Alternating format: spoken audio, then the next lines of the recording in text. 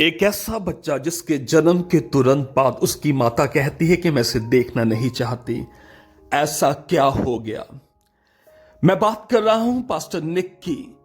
उनकी टेस्टमनी, उनकी लाइफ एक इंस्पायरिंग है। उनका जन्म जब हुआ, उनके हाथ नहीं थे, उनके पांव नहीं थे।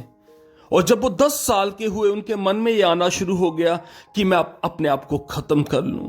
क्योंकि जब वो बड़े हो रहे थे, उनको अपनी छोटी से छोटी चीज के लिए अपने परिवार के ऊपर डिपेंड रहना पड़ता था। आप समझ सकते हो कि हमें दिन में कितनी बार अपने हाथों की जरूरत पड़ती है छोटे छोटे काम करने के लिए। दिन में कितनी बार हमें पांव की जरूरत पड़ती है एक जगह से दूसरी तरफ जाने के लिए। Means it's a challenge. Pastor Nick के लिए चैलेंज था। जब वो लोगों को देखते थे चलते हुए, पढ़ते हुए, खाते हुए, खुद से अपने काम को करते हुए, it was a big challenge. और उनके मन में यही बात आती थी कि क्यों मुझे परमेश्वर ने ऐसा बनाया।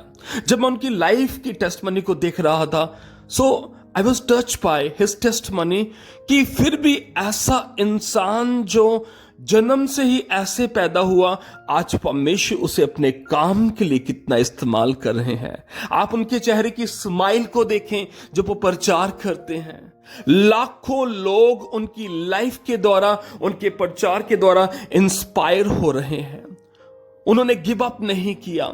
अजीजों, परमेश्वर ने हर इंसान को कोई ना कोई पर्पस के लिए बनाया है, कोई ना कोई मकसद के लिए बनाया है। आपको, मुझे, हम सबको परमेश्वर ने किसी ना किसी मकसद के लिए बनाया है।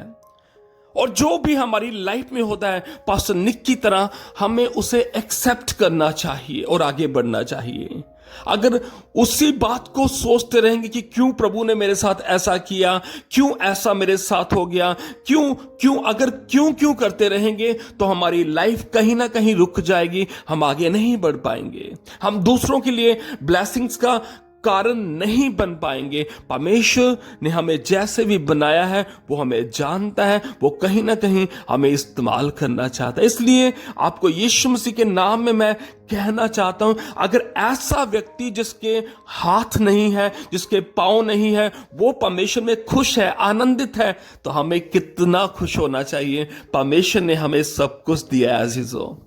बहुत बार हम छोटी छोटी बातों में, बड़ी बातों की मैं बात नहीं कर रहा हूं, छोटी छोटी बातों में हम गिव अप करना शुरू कर देते हैं, कंप्लेंट करना शुरू कर देते हैं, कुड़कुड़ाना शुरू कर देते हैं। हमें इस पासवान की लाइफ से सीखना चाहिए कि कैसे हमें अपने माउथ, अपनी लाइफ में स्माइल को रखना है और बिना कुड़कुड़ाए परमेश्वर के काम को करना है, अपनी टेस्टमनी को बनाए रखना है। परमेश्वर आपको इस दास के जीवन के द्वारा बेहद ब्लेस करें। सभी को जैम सिकी।